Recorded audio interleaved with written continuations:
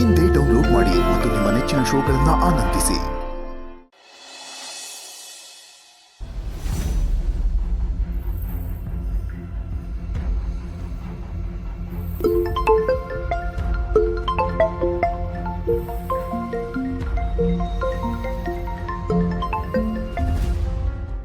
ಓಹೋ, ಏನ್ ದೊಡ್ಡವರು, ನಮ್ಮನ್ನ ನೆನ್ಪು ಮಾಡ್ಕೊಂಡು ಫೋನ್ ಮಾಡ್ಬಿಟ್ಟಿದ್ದೀರಾ? ಏನ್ ಸಮಾಚಾರ ಹೇಳಿ ಮೇಡಮ್. ಹೇಗಿದ್ದೀರಾ ಅಂದ್ರಮ್ಮ? ಹೇಗೋ ಜೀವನ ನಡೀತಾ ಇದೆ ಮೇಡಮ್, ಹೇಳಿ. ಏನಿಲ್ಲ, ನಿಮ್ ಮನೆ ಮೇಲೆ ಒಂದ್ ಹೆಂಗಸು ಬಾಡಿಗೆಗೆ ಬಂದಿದ್ದಾಳಲ್ವಾ? ಅವಳು ಯಾರು ಅಂತ ನಿಮಗೆ ಗೊತ್ತಾ?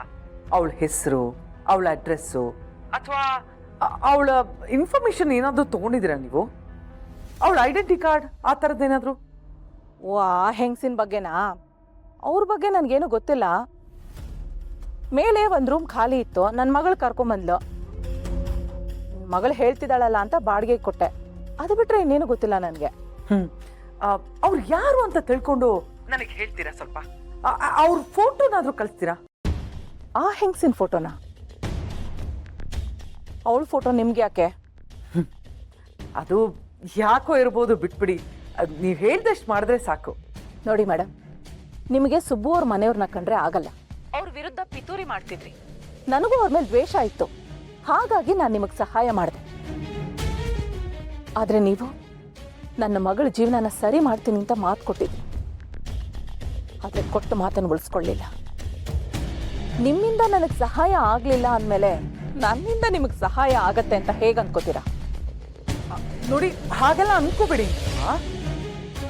ನಿಮ್ಗೆ ನಾನು ಏನ್ ಸಹಾಯ ಬೇಕಾದ್ರೂ ಮಾಡ್ತೀನಿ. ನೋಡಿ, ಎಷ್ಟು ದುಡ್ಡು ಬೇಕಾದ್ರೂ ಕೇಳಿ ನಾನು ಕೊಡ್ತೀನಿ. ಹೇಳ್ವೇ ಬೇಡ ಮೇಡಮ್, ನಿಮ್ಮ ಹಣದಿಂದ ನಾನು ಬದುಕಬೇಕಾಗಿಲ್ಲ. ನಿಮ್ಮಷ್ಟಲ್ದೇ ಇದ್ರು ನಾನು ದುಡ್ಡು ಕಾಸು ಚೆನ್ನಾಗಿ ನೋಡಿರೋಳೆ. ನನಗೆ ನನ್ನ ಮಗಳ ಜೀವನದ ಮೇಲೆ ಆಸೆ ಇತ್ತೆ ಹೊತ್ತು ದುಡ್ಡಿನ ಮೇಲೆ ಆಸೆ ಅಲ್ಲ. ದುಡ್ಡು ಕೊಟ್ಟು ನನ್ನನ್ನು ಕೊಂಡ್ಕೋಬಹುದು ಅಂತ ಮಾತ್ರ ಅನ್ಕೋಬೇಕು, ಅದೆಲ್ಲ ಸಾಧ್ಯನೇ ಇಲ್ಲ. ಅಲ್ಲ ಮೇಡಮ್, ಗುತ್ತು ಗುರಿ ಇಲ್ಲದೆ ನಮ್ಮ ಮನೆಗೆ ಬಾಡಿಗೆಗೆ ಬಂದಿರೋ ಯಾವುದೋ ಹೆಂಗಸಿನ ಫೋಟೋ ಕೇಳಿಸ್ತಿರಲ್ಲ, ಈ ವಿಷಯದಲ್ಲಿ ನಾನು ನಿಮಗೆ ಸಹಾಯ ಮಾಡ್ತೀನಿ ಅಂತ ಹೇಗೆ ಅನ್ಕೊಂಡ್ರಿ? ಅಂಥ ಕೆಲಸಗಳನ್ನೆಲ್ಲ ನಾನು ಯಾವತ್ತೂ ಮಾಡೋದೂ ಇಲ್ಲ, ಮಾಡೋಕ್ಕಾಗೋದೂ ಇಲ್ಲ. ನಮಸ್ಕಾರ. ಹಲೋ,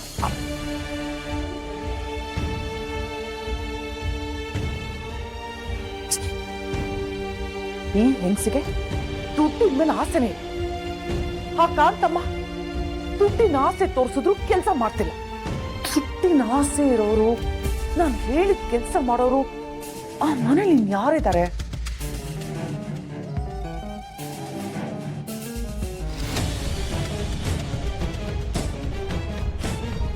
ಮೇಡಮ್ ಅವರೇ, ಅವ್ರು ಯಾರೋ ಚಾಲಾಕಿ ಹೆಂಗಸು. ಅವಳಿಗೆ ಗೊತ್ತಿದ್ದಿರೋ ವಿಷಯನೇ ಇಲ್ಲ, ಮಾತಲ್ಲೇ ಮರಳು ಮಾಡೋ ಮಹಾನ್ ಬುದ್ಧಿವಂತೆ.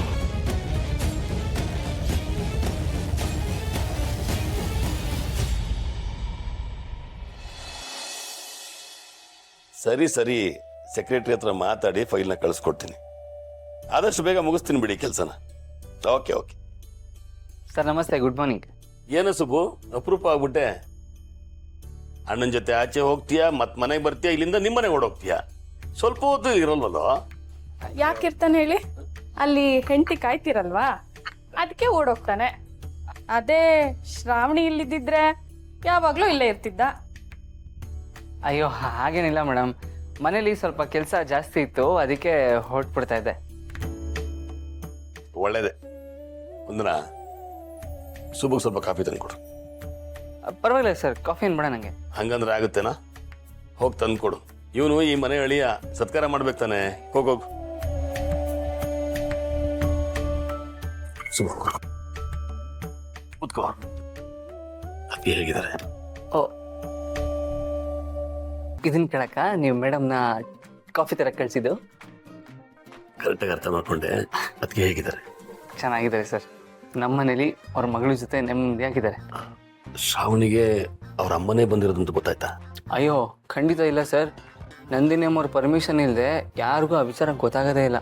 ಸುಬ್ಬು, ಶ್ರಾವಣಿನೂ ಅದಕ್ಕೇನು ಒಟ್ಟಿಗೆ ನೋಡೋದು ಒಂದು ಅದೃಷ್ಟ.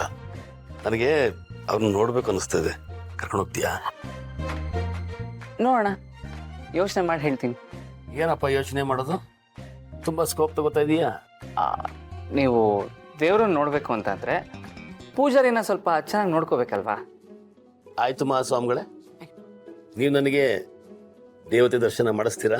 ಸರ್ ಸುಮ್ಮನೆ ತಮಾಷೆ ಮಾಡಿದೆ ಸರ್. ನೀವು ನಂದಿನಿ ನಂಬರ್ನ ಭೇಟಿ ಮಾಡಬೇಕಲ್ವಾ? ಸರಿ ಬಿಡಿ, ಅದಕ್ಕೇನಾದರೂ ಒಂದು ಪ್ಲ್ಯಾನ್ ಮಾಡ್ತೀನಿ. ಅದಾಗೆ ಸಾವಿತ್ರಿಯಲ್ಲಿ ಅವಳಿಗೊಂದಷ್ಟು ತಿಂಡಿಗಳು ತಂದಿದ್ದೀನಿ, ಕೊಡೋಣ ಅಂತ. ಅವಳು ಗರ್ಭಿಣಿ ಅನ್ನೋ ವಿಷಯ ನಿಮಗೆ ಗೊತ್ತಾಗೋಯ್ತಾ? ಅಯ್ಯೋ, ಅದು ಗೊತ್ತಾಗಿ ಅವಳನ್ನ ಮದುವೆ ಮಾಡಿಸಿದ್ವಿ ಸರ್. ಏನು ಹೇಳಿದೆ? ಏನಿಲ್ಲ ಬಿಡಿ, ನಿಮಗೆ ಗೊತ್ತಿಲ್ದಿರೋ ವಿಚಾರಗಳು ತುಂಬ ಇದೆ, ಅದನ್ನ ನೀವು ಕೇಳೋಕ್ಕೂ ಹೋಗ್ಬೇಡಿ. ಪರವಾಗಿಲ್ಲ, ನಾನು ಸಾವಿತ್ರಿ ನಾನೇ ಹುಡುಕ್ತೀನಿ. ಏಯ್ ಸುಬ್ಬು, ಏಯ್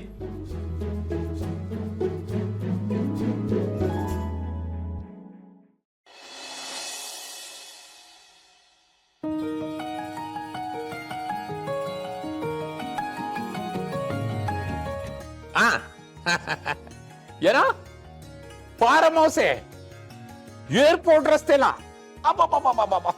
ಓ ಹೌದೇ? ಆಗ್ಬೋದು. ಓ, ಗೃಹ ಪ್ರವೇಶನ ನಾನೇ ಮಾಡ್ಬೇಕಾ? ಮಾಡ್ಸೋಣ.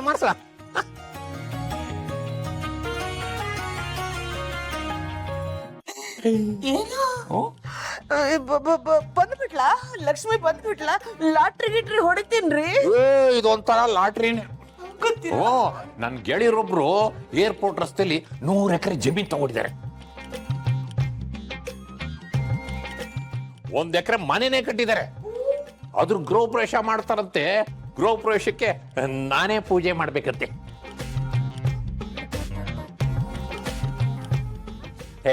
ಹೆಂಗಿದೆ ಲೆವೆಲ್ ಈಗ ನೋಡಿದ್ರ? ಜೀವನದಲ್ಲಿ ಯಾರು ಮೇಲಲ್ಲ, ಯಾರು ಕೀಳಲ್ಲ, ಯಾರು ಬುದ್ಧಿವಂತರಲ್ಲ, ಯಾರು ದಡ್ರಲ್ಲ, ಯಾರು ಮೇಧಾವಿಗಳಲ್ಲ, ಯಾರು ಮೋದೇವಿ ಅಲ್ಲ. ಹೌದು, ನೀವಂತೂ ಮೇಧಾವಿಗಳು ಅಲ್ಲವೇ ಅಲ್ಲ. ಅನಂತ ಶಯನ, ನೀವು ನನ್ನ ಗಂಡರನ್ನ ಖಂಡಿಸಬೇಡಿ. ನಿಮಗೆ ಅವರ ಬಗ್ಗೆ ಇನ್ನೂ ತಿಳಿದಿಲ್ಲ. ಕಾಂತಮ್ಮವ್ರೆ, ನಿಮ್ಮ ಯಜಮಾನ್ರ ಬಗ್ಗೆ ನಿಮಗ್ ತಿಳಿದಿದ್ಯಾ? ನನಗೂ ಈಗಲೇ ತಿಳಿದಿದ್ದು ಕಣೆ. ವಿಶಾಲವಾದ ಅಕ್ಷಿ, ನನ್ನ ಗಂಡ ದೊಡ್ಡ ಮನೆಯ ಗೃಹ ಪ್ರವೇಶ ಮಾಡಿಸ್ತಾನೆ ಅಂತ. ಅಲ್ವೇನ್ರಿ? ನನ್ನ ಗಂಡ ಪಾಖಂಡ ಪ್ರವೀಣ. ಮಾವ, ಹಾಗಾದ್ರೆ ನೀವೇ ಆ ಮನೆಗೆ ಹೋಗಿ ಗೃಹ ಪ್ರವೇಶದ ಪೂಜೆ ಮಾಡಿ ಬರ್ತೀರಾ? ಹೌದು. ಅವತ್ತು ಎಲ್ಲಾರ ಮುಂದೆ ನನಗೆ ಜ್ಯೋತಿಷ್ಯ ಶಾಸ್ತ್ರ ಗೊತ್ತೇ ಇಲ್ಲ ಅಂತ ಅವಮಾನ ಮಾಡಿದ್ರಲ್ಲ, ಇವತ್ತೇನಂತೆ ಈ ಹೆಂಗಸು? ಹೇಳ್ರಿ ಅಕ್ಕರ.